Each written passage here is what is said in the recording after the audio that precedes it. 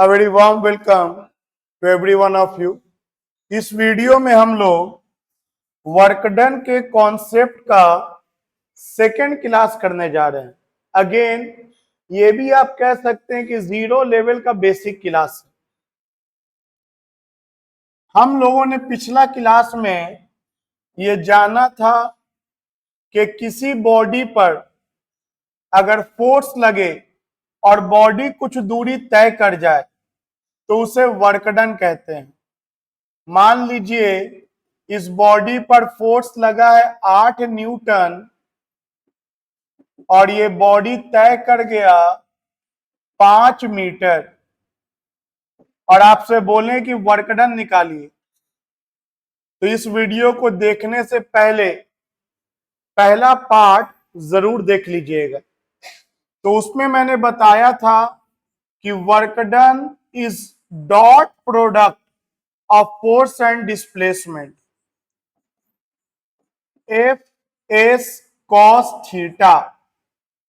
तो यहां पर डिस्प्लेसमेंट एस के जगह पर एक्स यूज किया है, उससे कोई नहीं फर्क पड़ता है, एक्स लिख दिया। लेकिन मैंने फोर्स कितना न्यूटन है, 8 न्यूटन, डिस्प्लेसमेंट है 5 मीटर और फोर्स भी इधर ही है और डिस्प्लेसमेंट भी इधर ही है, तो दोनों के बीच का एंगल है 0 डिग्री। तो आपको वर्क डन हो गया 40 जूल, 40 जूल का वर्क डन हो गया। लेकिन उसी में मैंने आपको बताया था क्वेश्चन वेक्टर फॉर्म में भी दे सकता है कि 2i cap plus 3j cap plus k cap Newton, और आपको डिस्प्लेसमेंट अगर दे दिया -4i cap plus 5j cap plus 3k cap, और आपसे वर्क डन पूछ दे, अगर वेक्टर फॉर्म में सवाल दे दिया, तब इसका तरीका मैंने बोला था कि डॉट प्रोडक्ट कर दीजिए। उस वीडियो मैंने डॉट प्रोडक्ट के बारे में भी बताया है। डॉट प्रोडक्ट में हम लोग आई को आई से डॉट कराते हैं, जे को जे से और के को के से, क्योंकि इसके अलावा अगर डिफरेंट यूनिट वेक्टर का डॉट प्रोडक्ट कराएंगे तो वो cos 90 0 हो जाता है, कोई फिर फायदा नहीं है। तो चलो पहले साइन को मल्टीप्लाई करो, प्लस इंटू माइनस, माइनस 4 दूनी 8 और आई डॉट आई तो 1 हो जाता है, प्लस इंटू प्लस 5 तिहाई 15 प्लस इंटू प्लस, यहाँ पे 1 छिपा है, 3 एकम 3, तो ये 15 और 3 18, 18 में से 8 जाएगा 10, तो आपको ये वर्क डन आ गया positive. Work done can be positive, negative और 0, already we have seen in the last video. तो एक तो वर्क डन इस तरह से कैलकुलेट कर सकते हैं। उस वीडियो में मैंने एक और बात बताया था कि जरूरी नहीं है कि आपका फोर्स कांस्टेंट हो। अगर आपका फोर्स दे दिया 8x² न्यूटन और अब अगर आपसे वर्क डन पूछ दिया कि 5 मीटर पर वर्क डन क्या होगा, तो आप देख सकते हैं कि इस बार फोर्स का वैल्यू इंस्टैंटेनियस है। कहने का मतलब है अलग अलग x के वैल्यू पर फोर्स का वैल्यू बदलता चला जाएगा। तो अब वर्क डन निकालने के लिए फोर्स का कौन सा वैल्यू यूज करें, यही हो गया था मेरा क्वेश्चन मार्क। समझ में नहीं आ रहा था कौन सा वैल्यू यूज करें। और जब भी आप लोग इस तरह के क्वेश्चन में फंसते हैं, उसका एक ही उपाय है, कैलकुलस। हम लोग पूरे रास्ते का बात करेंगे ही नहीं, हम मान लेंगे कि किसी पल बॉडी x दूरी तय किया है, मान लेंगे किसी पल बॉडी x दूरी तय किया है। जिस पल बॉडी x दूरी तय किया है उस पल फोर्स का वैल्यू 8x² है।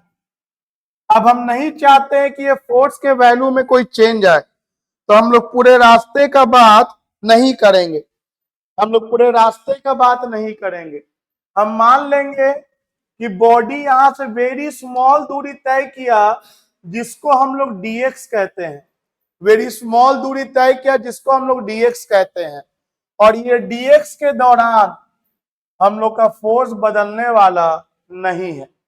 और इस तरह से आपको बताया था कि स्मॉल वर्क डन निकाल लो, F D X cos 0 degree, force भी इधर डिस्प्लेसमेंट भी इधर, और फिर फोर्स का वैल्यू लिख दो x दूरी पर 8x स्क्वायर dx, और टोटल वर्क डन निकालने के लिए इंटीग्रेशन कर दो 0 से लेके 5 मीटर तक, 0 से लेके w तक। तो dw का इंटीग्रेशन w 8 पावर में एक जोड़ देंगे, उतना ही से डिवाइड कर देंगे, 0 to 5 8/3, x के जगह पे 5 डाल देंगे, 5 का क्यूब माइनस 0 का cube, and this will be your work done. तो मैंने रिकॉल कर दिया पिछला क्लास को जल्दी में कि आपका 3 तरह से वर्क को सोचा जा सकता है अभी लीनियर मोशन में, या तो फोर्स कांस्टेंट हो, या तो फोर्स वेरिएबल हो, या तो फोर्स और डिस्प्लेसमेंट वेक्टर फॉर्म में दिया हो। आइए अब हम लोग चीजों को आगे बढ़ाते हैं, समझते हैं work done by gravitational force क्या होगा। Work done by gravitational force मतलब mg के द्वारा वर्क डन क्या होगा। तो इसके लिए एक काम करते हैं, दो लिमिट सेट कर दिया h हाइट पर, और एक ब्लॉक ले लिया जिसका मास है m, और इस ब्लॉक को पॉइंट ए से पॉइंट बी ले जाना है। इस ब्लॉक को हम ऊपर ले जाएंगे, और हम जो ऊपर ले जाएंगे, याद रखना हम जो काम करेंगे, आप जो काम करोगे ब्लॉक को ऊपर ले जाने का, आप एक्सटर्नल एजेंट कहलाते हो। आपके द्वारा जो फोर्स लगाया जाता है उसे कहते हैं force applied by external agent. लेकिन यहां मुझे एक्सटर्नल एजेंट का नहीं, ग्रेविटेशनल फोर्स यानी mg वाले का बात करना है। तो एक बार ब्लॉक को हम ए से बी इस रास्ते से ऐसे ऊपर ले जाएंगे, इस रास्ते से इसको हम ए से बी ऊपर ले जाएंगे। एक और रास्ता फॉलो करेंगे, क्या करेंगे, तो हम इस ब्लॉक को इस इंक्लाइंड प्लेन पर ले उतना ही ऊपर जा रहे हैं, लेकिन अब की में हम ऐसे करके ऊपर ले जाएंगे। ए से कहां ले जाएंगे, ए से इसको अगेन बी ले जाएंगे, लेकिन इस तरह से हम लोग इसको कवर करेंगे, इस तरह से हम इसको ले जाएंगे। पिछली बार हम इसको इस तरह से ऊपर ले गए, इस बार हम लोग इसको इंक्लाइंड प्लेन पर इस तरह से ऊपर ले जाएंगे। आइए एक बार हम लोग ये काम और करेंगे, और इस ब्लॉक को थोड़ा घुमाते फिराते हुए ले जाएंगे।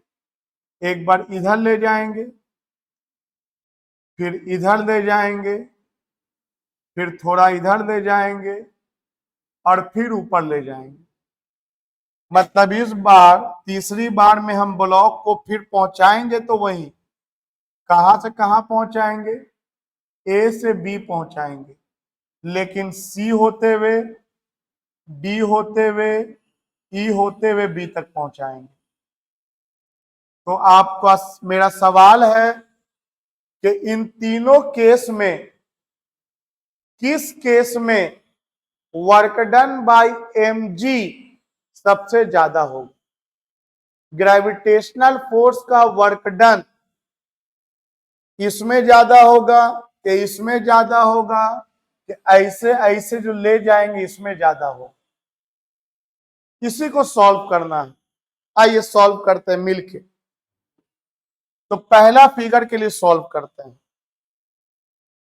तो आप सबको पता है कि वर्क डन का एक ही फॉर्मूला होता है, फोर्स देखिए और डिस्प्लेसमेंट के साथ इसका डॉट प्रोडक्ट कर दीजिए। तो बताइए इस पर mg कहां लग रहा है? डेफिनेटली नीचे लगेगा।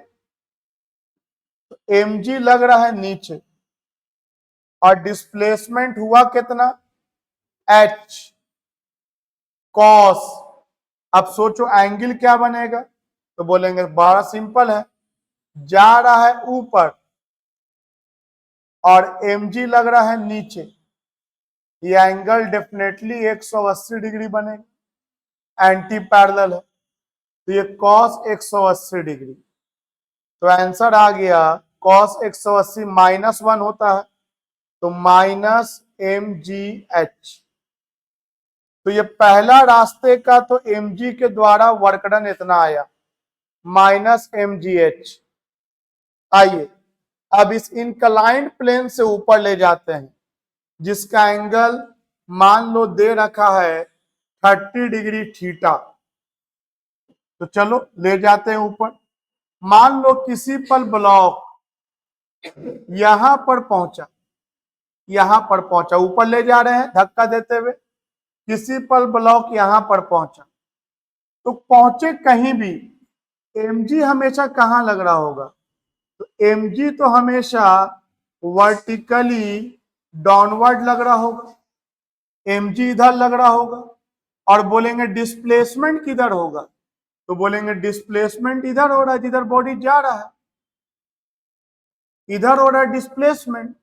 mg इधर, डिस्प्लेसमेंट इधर, और दोनों के बीच का आपको एंगल चाहिए, ये दोनों के बीच का एंगल हो गया थीटा। इसको थीटा डैश कर दो, इसको अगर थीटा कर दिया उसको थीटा डैश कर दो, नाम में क्या रखा है। अब बनाओ, एक ही तो फॉर्मूला है, वर्क डन निकालना है। तो work done by mg second case में स्लोप वाले में फॉर्मूला होगा mg डॉट डिस्प्लेसमेंट। लिखेंगे mg और डिस्प्लेसमेंट क्या लिखेंगे? तो ये a है और ये b है, यही ना इंक्लाइंड प्लेन है, तो डिस्प्लेसमेंट हो गया ए बी। अब मान लो इस पॉइंट का नाम सी लिख दिया, तो डिस्प्लेसमेंट हो गया ये, दिस इज द पाथ जो ब्लॉक फॉलो किया है, तो डिस्प्लेसमेंट हो गया ए बी। अब एंगल क्या हो जाएगा mg और डिस्प्लेसमेंट के बीच? तो एंगल हो जाएगा cos theta dash, cos theta dash. चलो बनाया जाए। अब थीटा डैश कैसे निकालें सर? तो बोलेंगे एक बात बताओ, इसका फ्री बॉडी डायग्राम आपने कई बार सीखा है।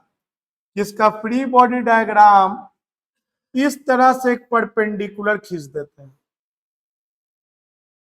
सरफेस पर एक नॉर्मल खींच देते हैं, this is the normal to the surface, और ये थीटा होता है। तो आप सबको पता है कि ये भी एंगल थीटा होता है। तो आप सोचो कि थीटा डैश कितना होगी? तो थीटा डैश आपको साफ साफ दिख रहा होगा कि ये 90 प्लस थीटा, मतलब थीटा डैश के जगह पे लिख सकते हैं 90 प्लस थीटा। क्या क्या ऐसा नहीं रट जाएंगे कि आप तो बताए थे कि F S cos theta, theta ना लेंगे? अरे थीटा का मतलब क्या था? थीटा का मतलब था फोर्स और डिस्प्लेसमेंट के बीच का एंगल।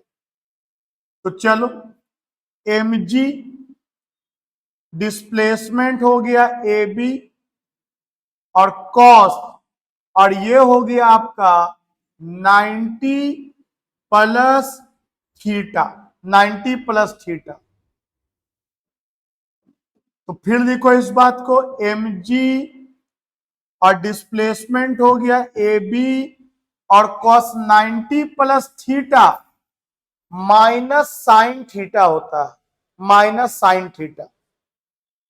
तो चलो cos 90 प्लस थीटा लिख दिया मैंने माइनस, और क्या लिखेंगे हम लोग, साइन थीटा लिखेंगे, माइनस साइन थीटा। तो बताइए कितना हो जाएगा ये, minus m g into A B.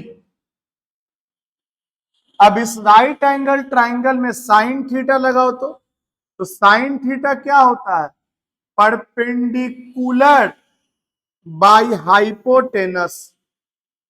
तो बताओ परपेंडिकुलर का नाम क्या दे रखा है, तो परपेंडिकुलर का नाम दे रखा है बीसी, और हाइपोटेनस का नाम है ए बी, हाइपोटेनस का नाम है A B.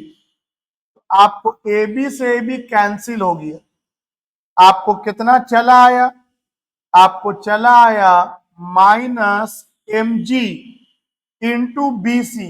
And what is B C here, definitely B C here is h, जो आपको बताया था मैंने कि सारे के ये पैरेलल लाइन है, दूरी एच है। तो अगेन आप देखो ध्यान से, आपको लगा होगा कि ज्यादा लंबा रास्ता है तो ज्यादा काम हुआ होगा एमजी का, बल्कि ऐसा बिल्कुल भी नहीं है। एमजी का वर्क डन जो इस रास्ते से निकला, वही एमजी का वर्क डन इस रास्ते से भी निकला। यहां भी माइनस एम जी एच और यहां भी माइनस एम जी एच। एक बात तो समझा कि एमजी का वर्क डन रास्ते पर डिपेंड नहीं कर रहा, केवल डिपेंड कर रहा है इनिशियल से फाइनल कितना ऊपर गया ब्लॉक, रास्ता जो फॉलो करे। अगर आप ऐसा बोल रहे हैं सर तो यहाँ भी सेम आना चाहिए, देख लेते हैं सेम आता है कि नहीं आता है। तो चलो लेट अस चेक। तो यहां भी वर्क डन निकालना है, तो यहां वर्क डन निकालना है ए से लेकर के बी तक का। एक बार हम निकालेंगे ए से सी तक का, और एक बार निकालेंगे सी से डी तक का, और एक बार निकालेंगे डी से ई तक का, और एक बार निकालेंगे ई से बी तक। ए से सी जाएंगे, सी से डी जाएंगे, डी से ई जाएंगे, और ई से बी जाएंगे। और वर्क डन निकालना है किसका, तो एमजी का। तो तुम जाओ बाबू कहीं भी, एमजी तो सदैव नीचे लगता रहे। तो चलो पहले ए से सी का बात करो, तो फोर्स नीचे और डिस्प्लेसमेंट इधर।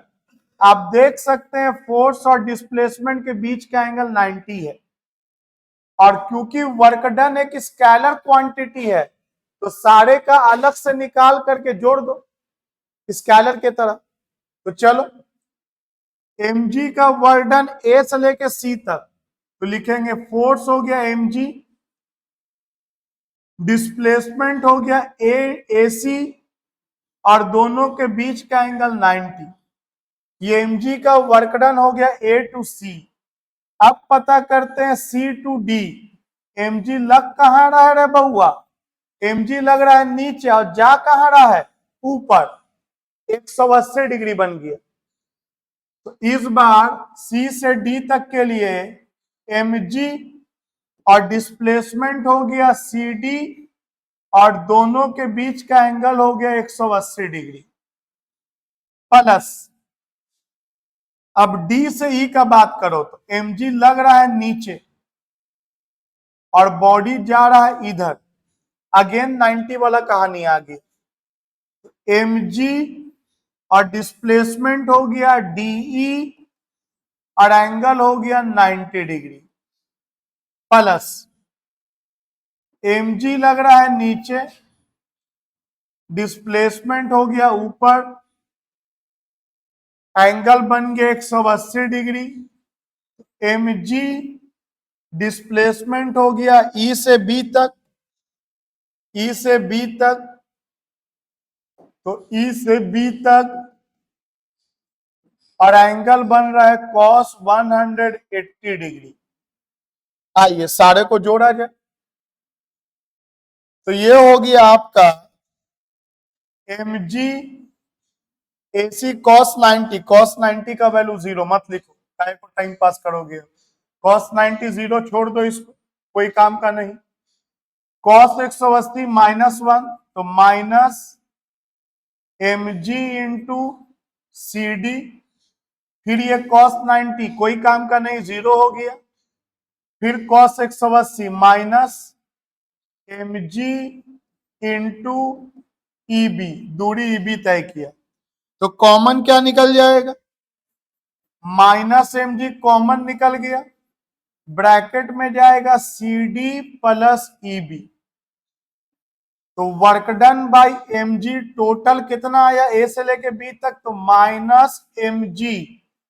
और आप फिगर में देखो ये है सी डी और ये है ईबी, तो सी डी और ईबी को जोड़ेंगे तो वो एच के बराबर आ जाएगा, इस हिस्सा कोई काम ही नहीं पड़ रहा, तो C D plus E B H आ गया।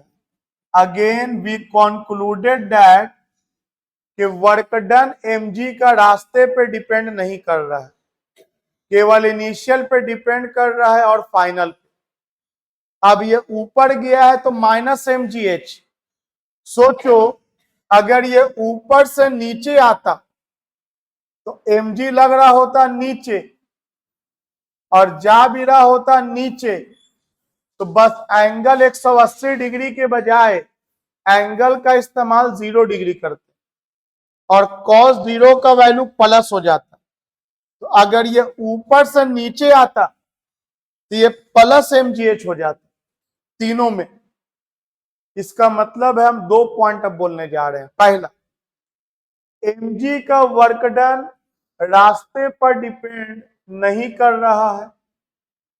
दूसरा, mg का वर्क डन राउंड ट्रिप में, राउंड ट्रिप मतलब ए से बी गए और वापस अगर बी से ए आ जाए तो mg का वर्क डन राउंड ट्रिप में 0 हो जाएगा, 0 हो जाएगा। अब एक लाइन सुनो, ऐसा कोई भी फोर्स जिसका वर्क डन रास्ते पर डिपेंड ना करे, केवल डिपेंड करे इनिशियल पे और फाइनल पे, और 1 राउंड ट्रिप में उसका वर्क डन 0 हो जाए टोटल, वैसा फोर्स को हम लोग एक अलग कैटेगरी दे देते हैं जिसका नाम है कंजर्वेटिव फोर्स। मतलब आज के बाद से अगर आपसे कोई बोल दिया कंजर्वेटिव वर्ड फोर्स को यूज करते हुए, तो आपके दिमाग में 2 पॉइंट आना चाहिए। पहला, कि कंजर्वेटिव फोर्स वैसा फोर्स होता है जिसका वर्क डन 1 कंप्लीट साइकिल में 0 होता है, और दूसरा, उसका वर्क डन रास्ते पर डिपेंड नहीं करता है, उसमें एनर्जी का लॉस नहीं होता है कंजर्वेटिव फोर्स के केस में। अब इसी बात को आगे बढ़ाते हुए कुछ चीजों को हम लोग लिख सकते हैं कि मान लो अगर आपका इंक्लाइन स्लोप कुछ ऐसा है, अब इसके बारे में सोचो कि यहां से किसी ब्लॉक को अगर हम छोड़ दिया u इक्वल टू 0 पे और बोले कि mg का वर्क डन बताओ, और आप बनाना स्टार्ट किए mg डॉट एस, mg तो लिख लिए, डिस्प्लेसमेंट भी मानो लिख लिए, नाप दिए, लेकिन ये जो एंगल है ना, ये बहुत बड़ा दिक्कत हो गया। बोलोगे दिक्कत क्या है, बोलेंगे देख ये एंगल कांस्टेंट नहीं है, यहां पर एंगल अलग होगा, यहां पर एंगल अलग होगा, यहां पर एंगल अलग होगा, यहां पर एंगल अलग होगा, यहां पर एंगल अलग होगा, यहां पे एंगल अलग होगा। और अलग अलग एंगल होने के कारण मान लो किसी पर ब्लॉक यहां पर पहुंचा हुआ है, तो तुम सोचो mg तो लगा दोगे नीचे, चलो वर्टिकली डाउनवर्ड, और डिस्प्लेसमेंट अलोंग द टेंजेंट, जब भी कर्व पाथ होता है तो डिस्प्लेसमेंट वेलोसिटी सब अलोंग द टेंजेंट होता है, तो ये एंगल डेफिनेटली, ये एंगल और ये एंगल सेम नहीं रहेगा। अब आप फंस गए क्योंकि आपका हर पल एंगल चेंज हो रहा है, mg और डिस्प्लेसमेंट के बीच का एंगल चेंज होता रहेगा, और वहीं पर ये कंसेप्ट काम आ जाता है जो अभी हम लोग पढ़ा है कि हम लोग इसको ऐसे डील नहीं करेंगे सर। अभी अभी हम लोगों ने पढ़ा था कि mg का जो वर्क डन है उसको रास्ते से मतलब नहीं है, उसको मतलब सिर्फ इनिशियल से है और फाइनल से है। और ये क्वेश्चन में आपको दिया रहेगा कि ऊपर से नीचे तक का हाइट कितना है, ये हाइट आपको मेंशन किया रहेगा। तो ये अगर हाइट मेंशन कर दिया है तो कुछ करना थोड़ी है। mg का वर्क डन, mg लग रहा है नीचे, जा भी रहा है नीचे, तो पहली बात तो प्लस होगा और लिख देंगे mgh। mgh सो सिंपल, आपको रास्ते से कोई मतलब ही नहीं है। mg का जो वर्क डन होगा वो रास्ते पे डिपेंड नहीं करेगा, वो सिर्फ इनिशियल पे डिपेंड करेगा और फाइनल पे डिपेंड करेगा। अगर आपका रास्ता ऐसा वैसा हो, टेढ़ा मेढ़ा, इस तरह का कोई पहाड़ टाइप का हो, और यहां से अगर मान लो कोई कार नीचे उतरा तो बोलेंगे उस कार पर mg के द्वारा वर्क डन कितना हुआ है। तो इस रास्ते से मतलब ही नहीं है तुमको ही पहाड़ पर कैसे उतरा है, और वो डायरेक्ट कूद जाए, चलते हुए आए, उलट पुलट के आए, उससे कोई मतलब नहीं। बस ये देखो कि आया कितना नीचे, तो नीचे आया है तो बस प्लस mgh, और ये ऊपर गया होता तो माइनस mgh। तो आपके काम को कितना आसान बना देता है कंजर्वेटिव फोर्स का कॉन्सेप्ट। आपको कुछ ज्यादा सोचना ही नहीं है mg के केस में कि किस तरह से हम लोग एंगल लेंगे। आइए कुछ और एग्जांपल्स लेते हैं, और ये सारा कॉन्सेप्ट आपको आने वाले बेसिक न्यूमेरिकल्स में काम आएगा।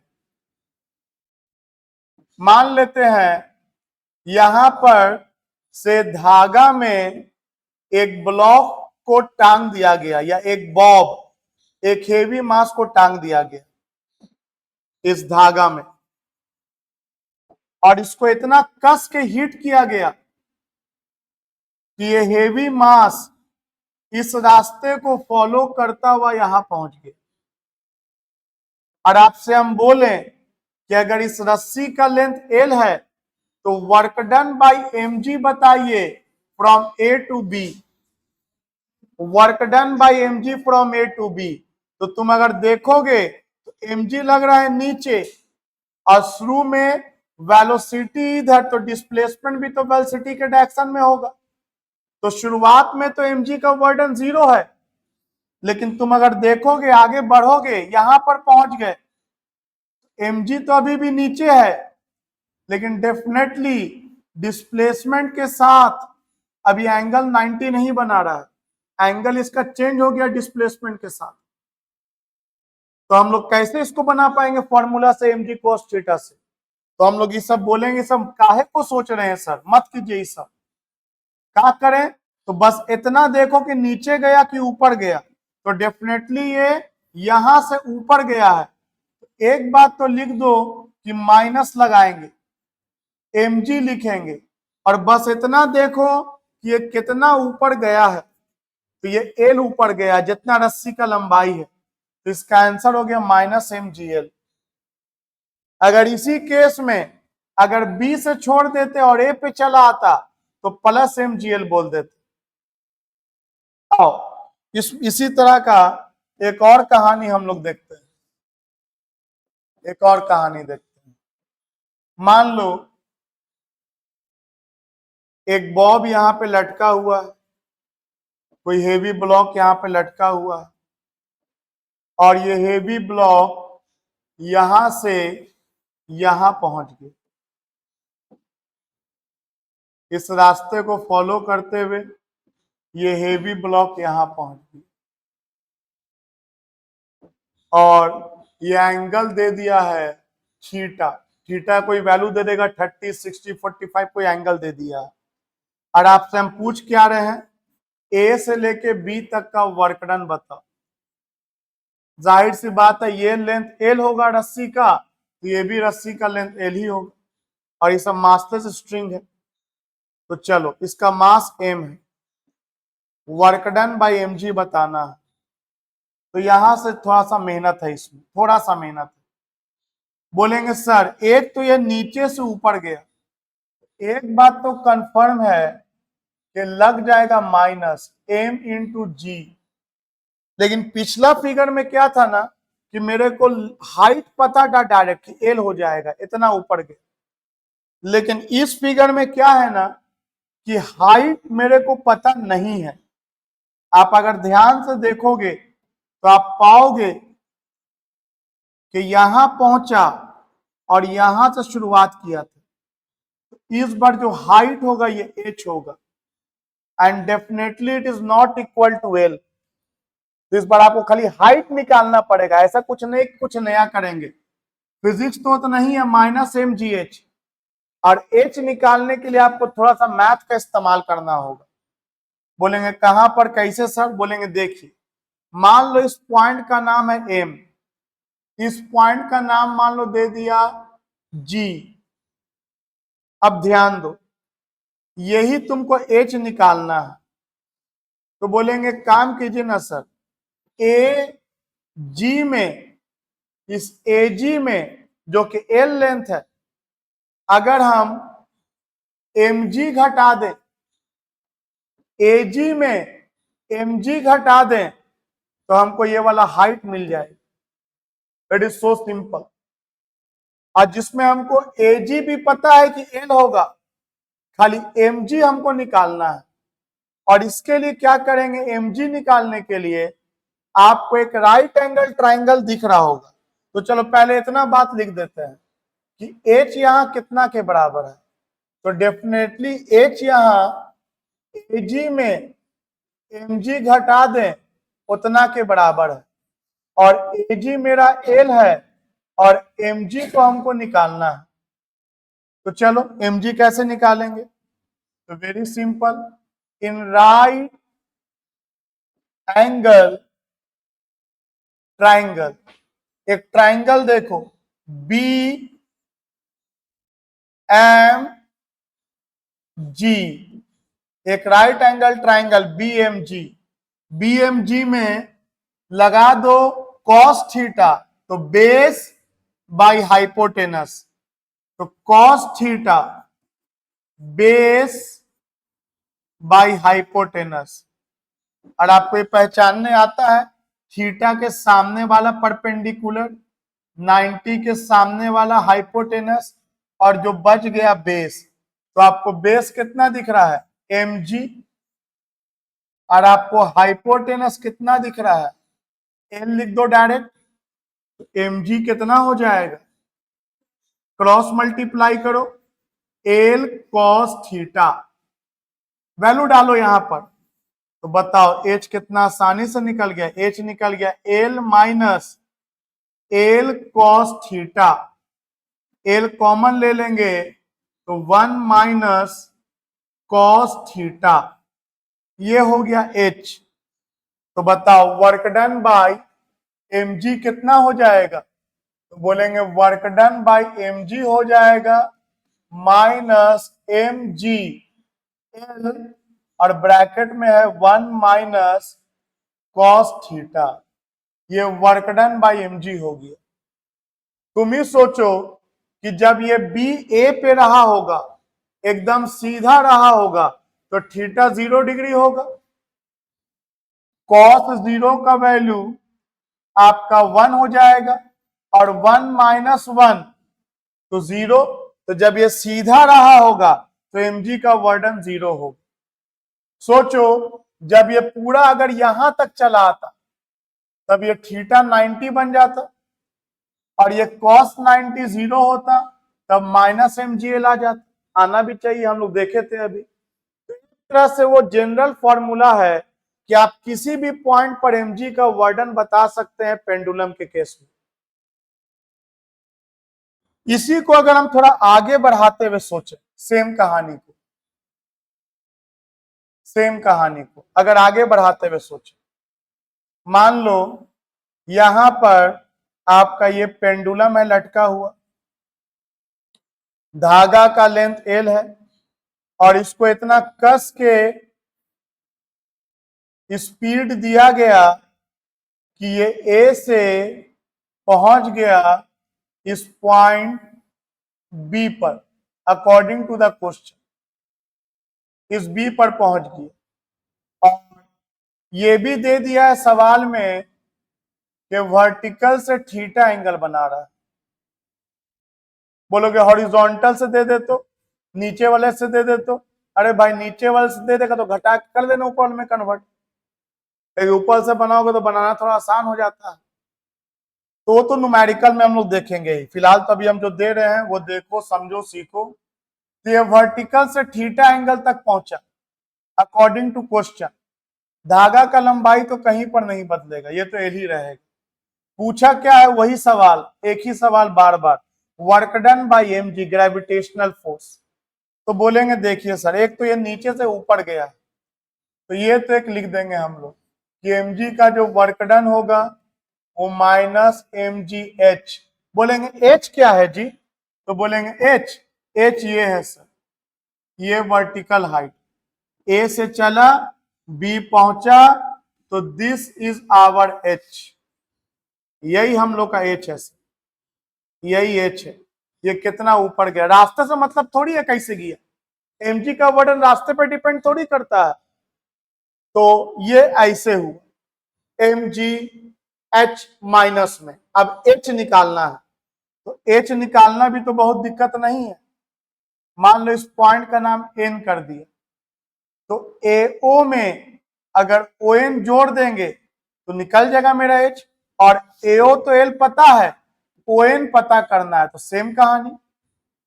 फिर लगाओ cos theta, base by hypotenuse, तो ये कितना आ जाएगा, L cos थीटा गेन आ जाएगा, ये तुम्हारा हिस्सा।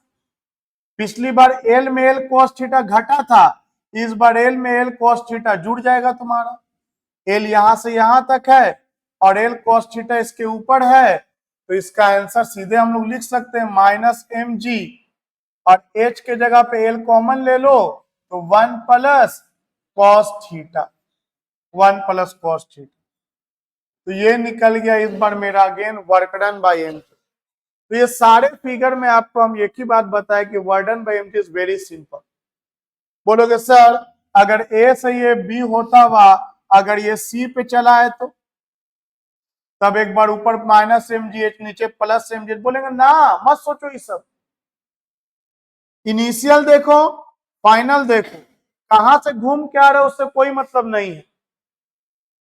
अगर ये पूरा एक चक्कर मार लिया तो mg का वर्डन 0, मतलब तुमसे कोई बोलेगा कि सर्कुलर पाथ पे कोई पार्टिकल गोल गोल घूमे जा रहा है, वर्डन बताओ, वो हमेशा 0 ही होगा।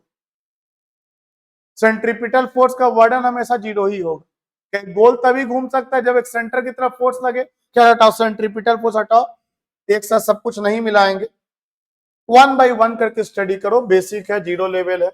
एक एक टर्म पहले आपको पहले ही बोला है कि पढ़ाई का मतलब है एक एक टर्म पहले क्लियर होना चाहिए कि एप्पल मतलब सेब होता है, मैंगो मतलब आम होता है। एक के बारे में आपको सारा फलों का नाम बायोलॉजी के टर्म में थोड़ी सिखा देगा तो नर्सरी क्लास में, लेकिन हम लोग अभी के टाइम में पढ़ाई वैसा ही करना चाहते हैं, सब कुछ मिक्स करके एकदम पूरा एकदम खिचड़ी बना देना चाहते हैं, फिर कंफ्यूज होते हैं। पहले इत्मीनान से चीजों को ABCD की तरह आसान रखो, और फिर मिक्स करने का काम तो फिर बाद में आता है, वो तो करना ही है कंपटीशन के लिए, लेकिन शुरुआती वहां से करोगे तो फिर दिमाग का दही हो जाएगा। तो देखो यहां ध्यान से, एक और फोर्स के बारे में अब हम पढ़ाने जा रहे हैं, नॉन कंजर्वेटिव फोर्स। ये तो कंजर्वेटिव फोर्स था, नॉन कंजर्वेटिव फोर्स बहुत छोटा सा है, ये सब टर्म है। Non conservative force, conservative force का विपरीत कैसे, और जब हम लोग कंपेयर कर लेते हैं ना तो और समझ में बेहतर आता है। जैसे यहाँ पे कंपैरिजन हो जाएगा कंजर्वेटिव नॉन कंजर्वेटिव में क्या फर्क है। मान लो एक ब्लॉक ए से बी गया और फिर इसी ब्लॉक को हम वापस बी से ए लेके जाएंगे, इसी ब्लॉक को हम वापस फिर बी से ए लेके जाएंगे। अगर कंजर्वेटिव फोर्स होगा तो वर्डन मेरा 0 हो जाएगा, नहीं होगा तो वर्डन 0 नहीं होगा। तो यहां कौन से फोर्स के बारे में बात करेंगे? तो फ्रिक्शन फोर्स के बारे में। धक्का दे रहे हैं आगे, जा रहा है आगे, तो डेफिनेटली फ्रिक्शन लग रहा होगा पीछे। अब पीछे फ्रिक्शन लगता रहा लगता रहा लगता रहा, बी तक चला गया, दूरी तय किया, मान लो एस। अब फिर इसको बी से जब ए ला रहे हैं, इधर ला रहे हैं, तो फिर फ्रिक्शन अपोज करेगा, फिर फ्रिक्शन पीछे लगा।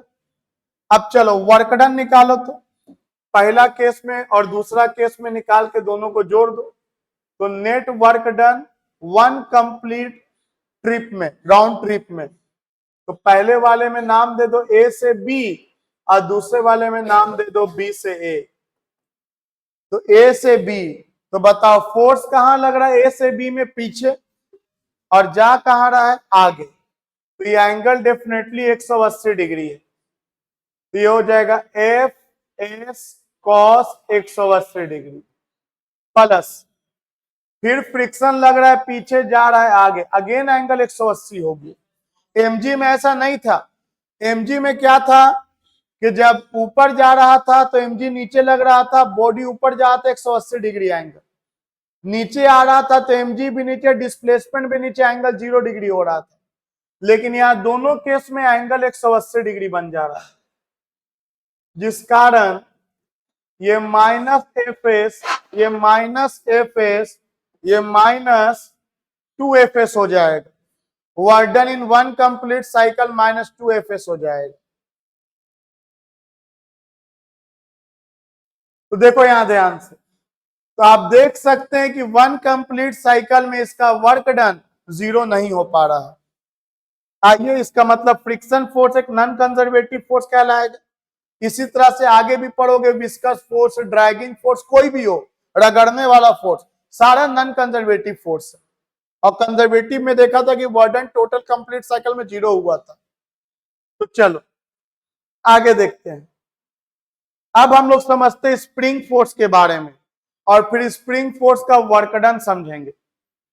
आइए पहले समझते हैं, एक नया फोर्स को इंट्रोड्यूस कर रहे हैं, स्प्रिंग फोर्स। ये एक स्प्रिंग है। स्प्रिंग के पास अपना एक नेचुरल लेंथ होता है, this is the natural length. मतलब स्प्रिंग जितना लंबा है उतना लंबा है, ये नेचुरल लेंथ है, यहां तक इतना लंबा। इस पे कोई स्प्रिंग छोटा होता है, कोई स्प्रिंग लंबा होता है, तो ये स्प्रिंग का नेचुरल लेंथ।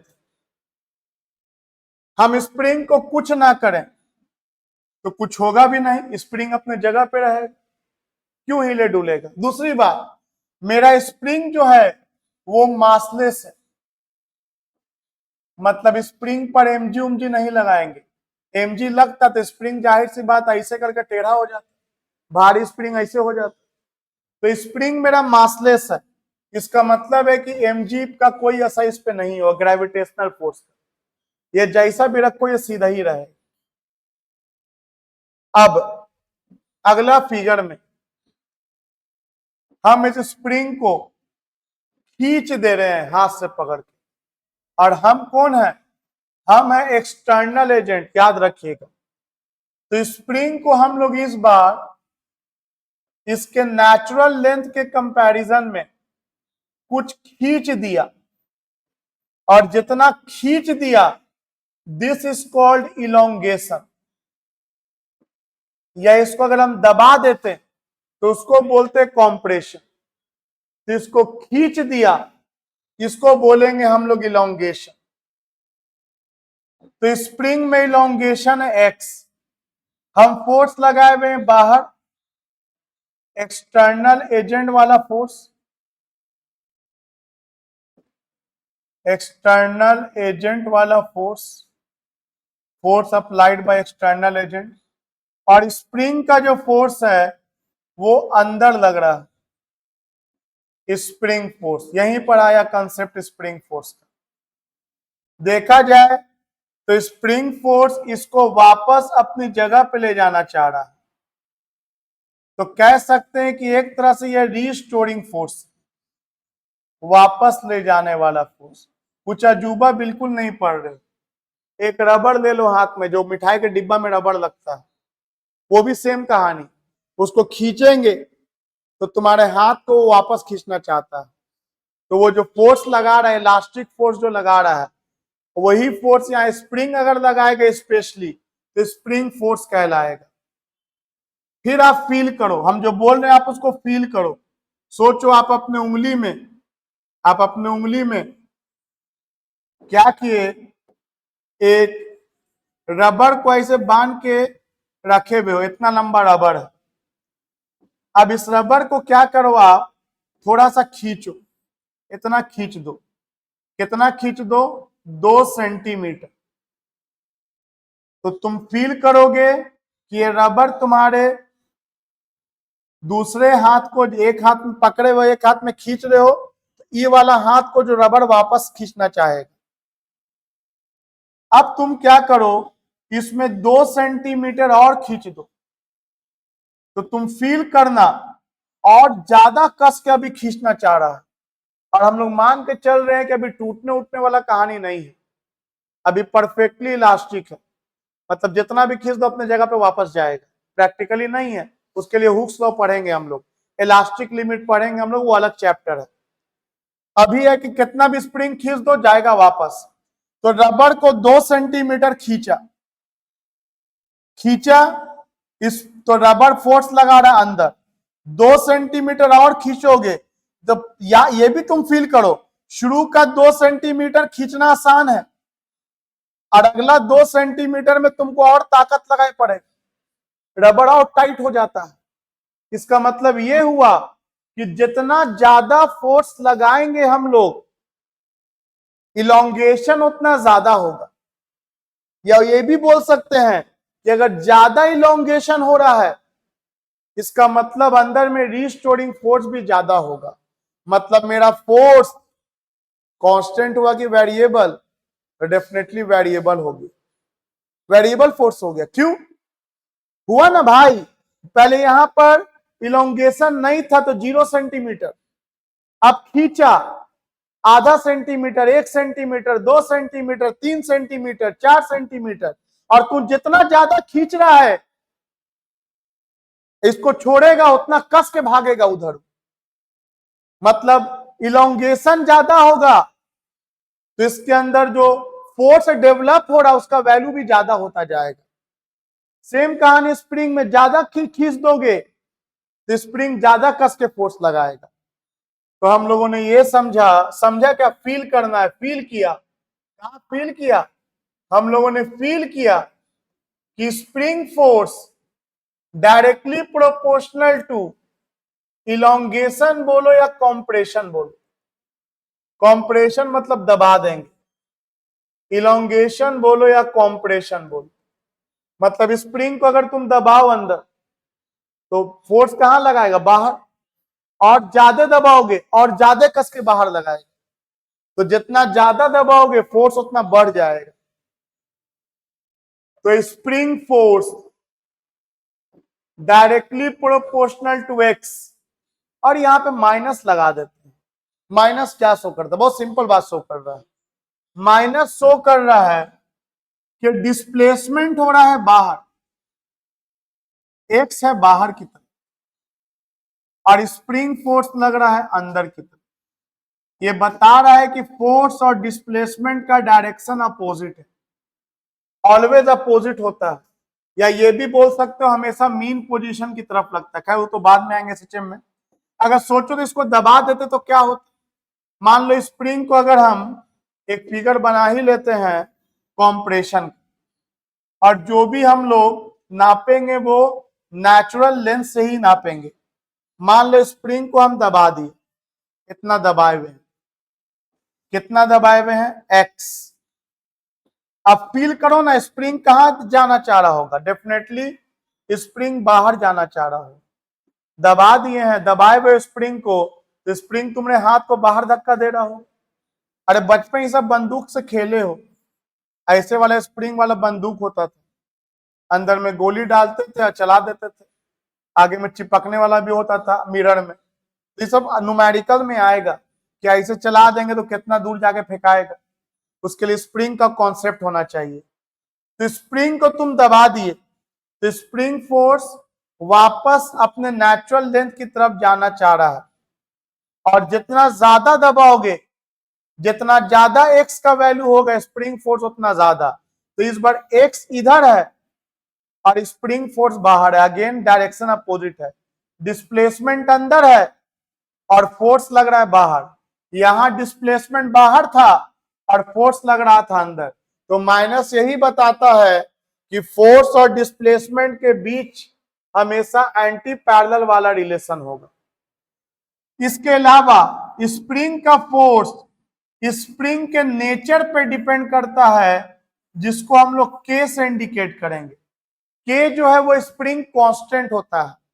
अलग अलग स्प्रिंग के लिए के का वैल्यू भी अलग अलग। कह सकते हैं के equal to spring force per unit length.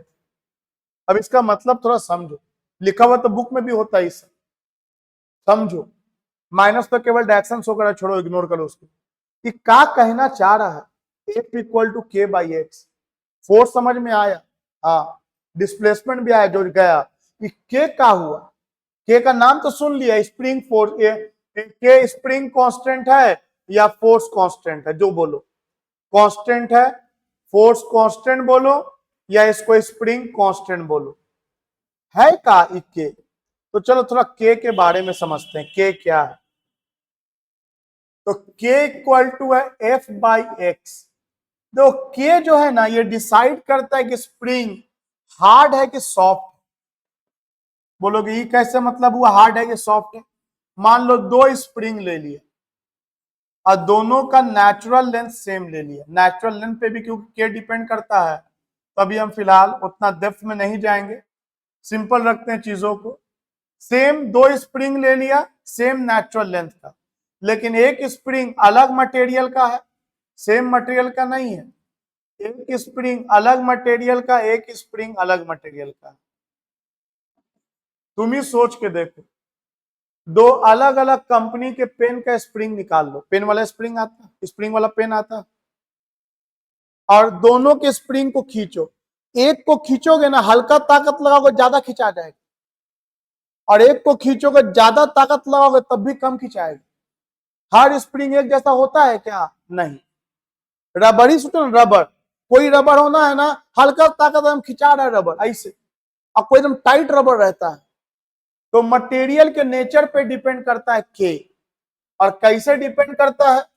तो ऐसे डिपेंड करता है कि मान लो हम दोनों में फोर्स लगाया 20 न्यूटन, इसमें भी 20 न्यूटन से खींच दिया इसको, और इसमें भी 20 न्यूटन से खींच दिया। और क्या पाया? पाया कि ये आगे बढ़ गया 2 सेंटीमीटर और ये आगे बढ़ गया 4 सेंटीमीटर। तुम फिजिक्स बाद में सोचना, पहले ये सोचो ना कि सॉफ्ट स्प्रिंग कौन सा है। तो डेफिनेटली दोनों में ताकत बराबर लगाए, और एक 4 सेंटीमीटर बढ़ गया और एक 2 सेंटीमीटर बढ़ गया, तो डेफिनेटली ये सॉफ्ट स्प्रिंग है, आसानी से बढ़ गया। और ये वाला हार्ड स्प्रिंग है, ताकत लगाए पड़ रहा है। इसको भी 4 ले जाना है तो ज्यादा ताकत लगाए पड़ेगा, ज्यादा ताकत लगाए पड़ेगा। और जितना तुम बाहर ताकत लगा रहे हो, डेफिनेटली स्प्रिंग उतना ही अंदर ताकत लगाएगा, अंदर ताकत लगाएगा। तो अगर हम इसका के बोले तो इसका के हो गया एफ बाई एक्स वन, और इसका के हो गया एफ बाई एक्स टू। ऊपर वाले का कैलकुलेशन में अगर डालते थोड़ा सा, तो ये 20 न्यूटन बाई 2 सेंटीमीटर, ये 20 न्यूटन बाई 4 सेंटीमीटर। तो तुम देखोगे कि ये आया 10 न्यूटन 1 सेंटीमीटर, और ये आया 5 न्यूटन 1 सेंटीमीटर। तो बोलेंगे इसका मतलब ये हुआ सर कि जिसके के का वैल्यू छोटा होगा, कह सकते हैं कि वो सॉफ्ट स्प्रिंग है, और जिसके के का वैल्यू बड़ा होगा वो हार्ड स्प्रिंग है। मतलब स्प्रिंग कांस्टेंट क्या बताता है? ये बताता है कि पर यूनिट लेंथ फोर्स कितना लगेगा, पर यूनिट लेंथ फोर्स कितना लगेगा। 1 सेंटीमीटर खींचेंगे तो 10 न्यूटन फोर्स लगेगा, 2 सेंटीमीटर खींचेंगे तो 20 न्यूटन फोर्स लगेगा, 3 सेंटीमीटर खींचेंगे तो 30 न्यूटन फोर्स लगेगा ऊपर वाले में। तो आप देख रहे हो ना, अलग अलग दूरी पे फोर्स बदल रहा है, वेरिएबल फोर्स। तो स्प्रिंग कांस्टेंट है फोर्स पर यूनिट लेंथ। उम्मीद है इसका फीलिंग आया होगा कि के बड़ा हो तो हार्ड क्यों कहलाता है, छोटा हो के का वैल्यू तो सॉफ्ट क्यों कहलाता है, और के का मतलब क्या होता है। यूनिट लेंथ में जो फोर्स डेवलप होता है स्प्रिंग में, that we call spring constant.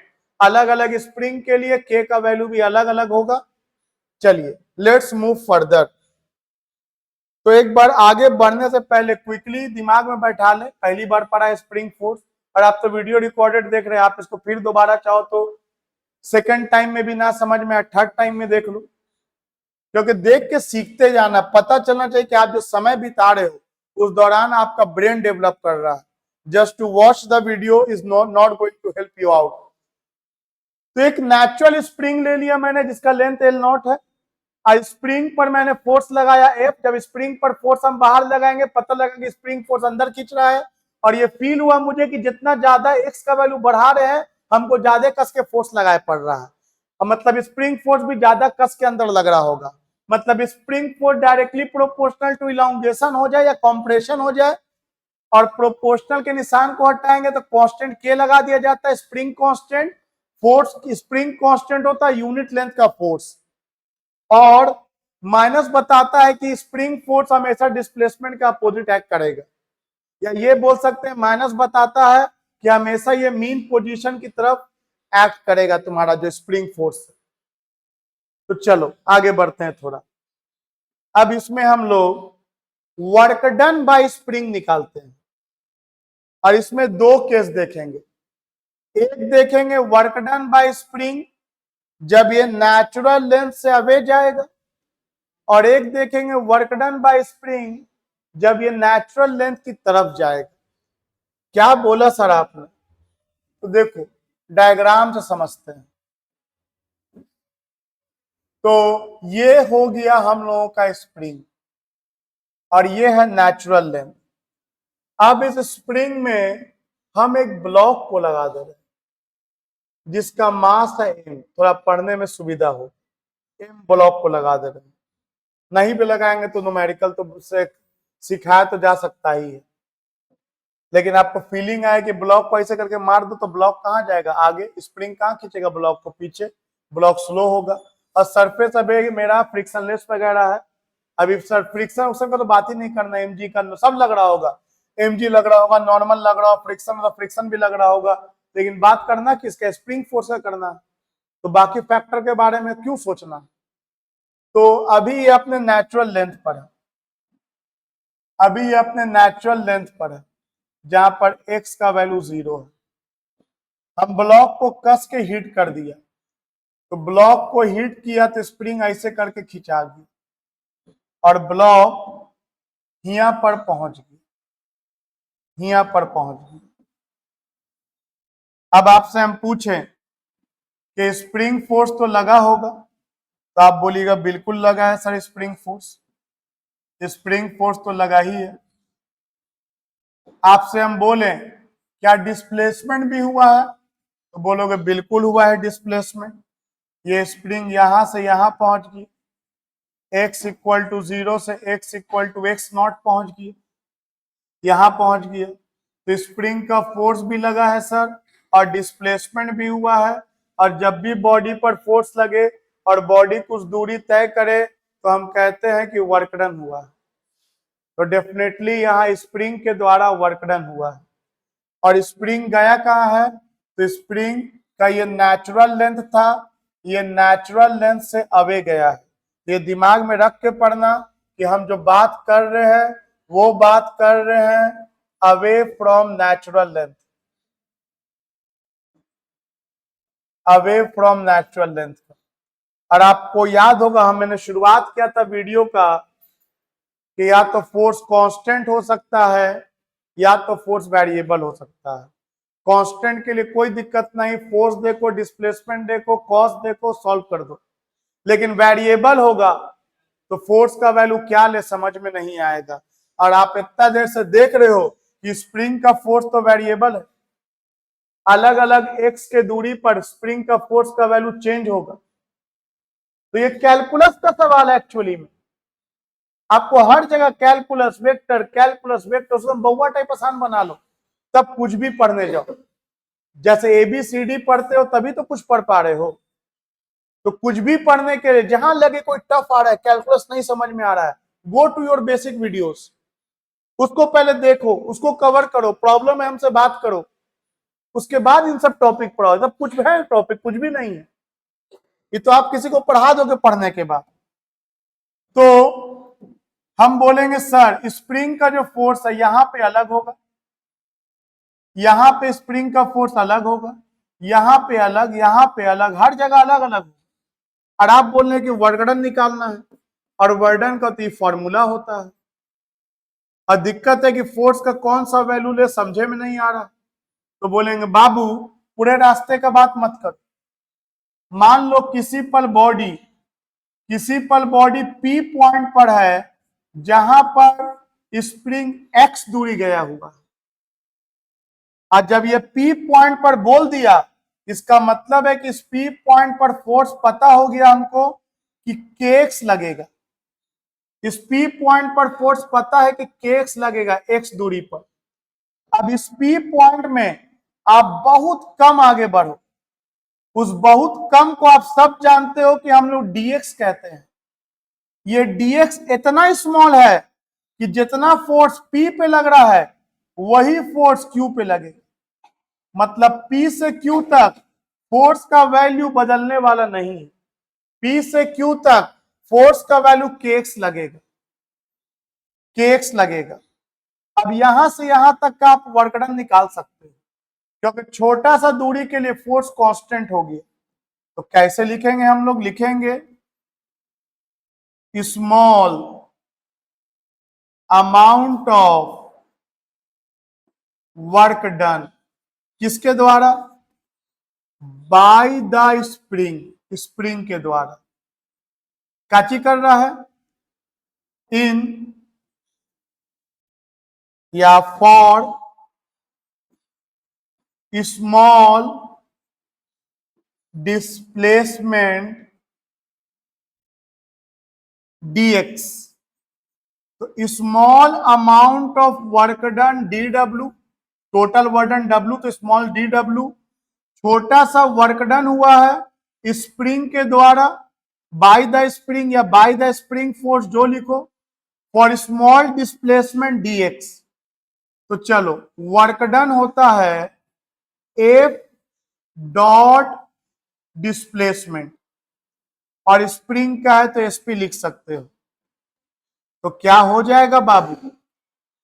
Spring force, displacement, और स्प्रिंग फोर्स कहां लग रहा है? अंदर, और डिस्प्लेसमेंट कहां हुआ? बाहर। तो ये एंगल हो गया 180 डिग्री, 180 डिग्री। तो ये हो गया DW, और cos 180 डिग्री का वैल्यू होता है -1। तो माइनस, और स्प्रिंग फोर्स हो गया kx, स्प्रिंग फोर्स हो गया kx, बचा dx। तो देखो कुछ नया नहीं किया, स्प्रिंग फोर्स लिख दिया kx, cos 180 के जगह पे -1 और dx लिख दिया। वो मत ऐसा स्प्रिंग फोर्स तो आप -kx बताया था, वो तो डायरेक्शन बताया था मैंने, स्प्रिंग फोर्स तो kx ही है, और डिस्प्लेसमेंट dx है, और cos 180 -1। ये स्मॉल वर्क डन निकल गया क्योंकि मेरा जो फोर्स था वो वेरिएबल था। अब टोटल वर्क डन निकालना है यहां से लेकर के यहां तक, x इक्वल टू 0 से x इक्वल टू x0 तक। तो total work done by spring from x equal to 0 to x equal to x0। तो टोटल वर्डन के लिए कुछ अजूबा थोड़ी करेंगे, कितनी बार ही करके रखे हुए हो आप लोग। इंटीग्रेशन करेंगे dw, यहां क्या हो गया kx dx माइनस 0 से लेकर के x0 तक, 0 से लेकर w तक, इसके बाद dw का इंटीग्रेशन w 0 से लेकर के w तक, इसके बाद माइनस के कांस्टेंट है बाहर निकालो, पावर में एक जोड़ देंगे 1 + 1 2 डिवाइडेड बाय 2, 0 से लेके x0 तक। ये हुआ लोअर लिमिट, ये हुआ अपर लिमिट।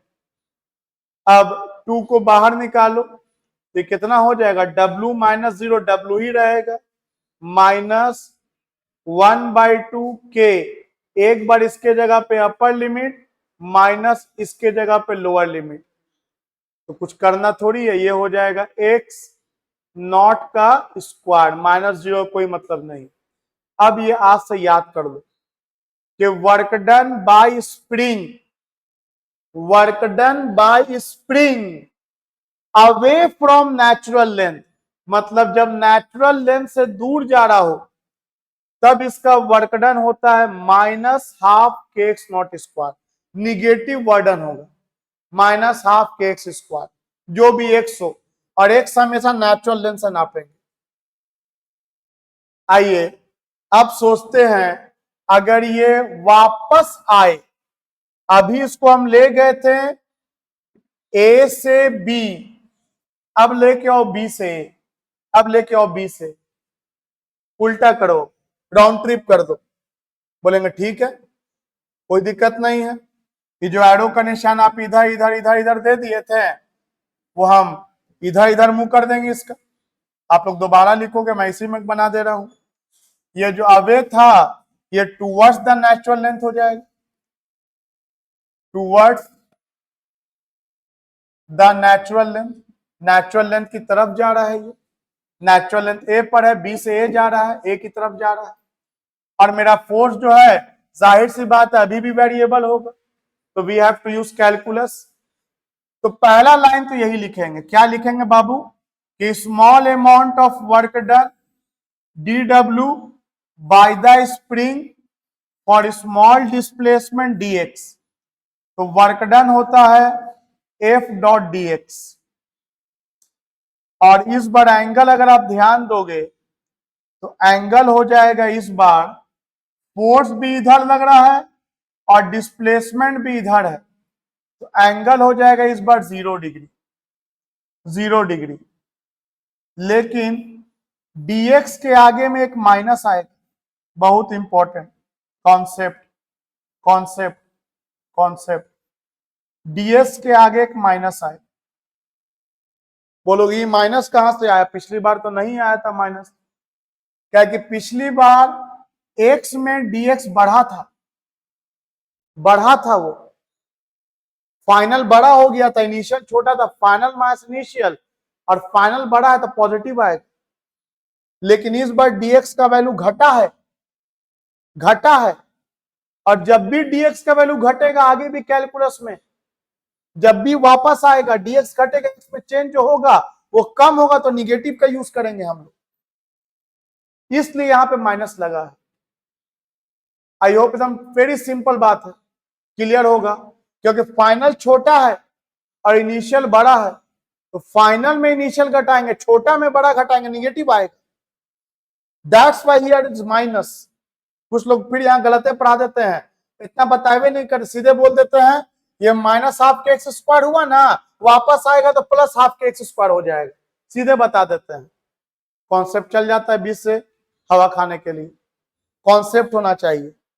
यहां पर माइनस लगेगा, माइनस बताता है कि x का वैल्यू डिक्रीज कर रहा है, तो चलो माइनस लगा दिए, पहुंच तो वहीं गए हम लोग, लेकिन इस बार यहां लिमिट चेंज करेंगे, डेफिनेटली बेसिक थोड़ी चेंज होगा, बेसिक आप सबको पता है, अब कि में x = x0 तो x = 0 तक आए हैं, x = x0 से x = 0 तक आए हैं, इस बार लिमिट उल्टा होगा।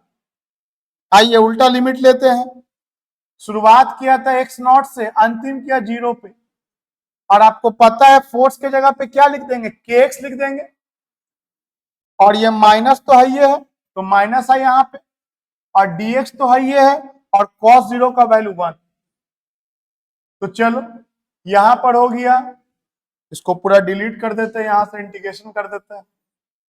आपको भी इंटीग्रेशन वगैरह देख के नहीं उतारना चाहिए, ये सब तो एबीसीडी की तरह बिना देखे आपसे होना चाहिए।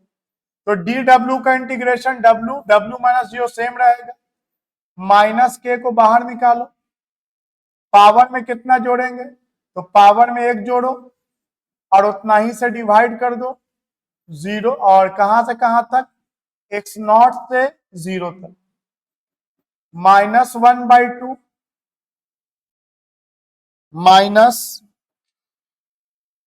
-1/2 के।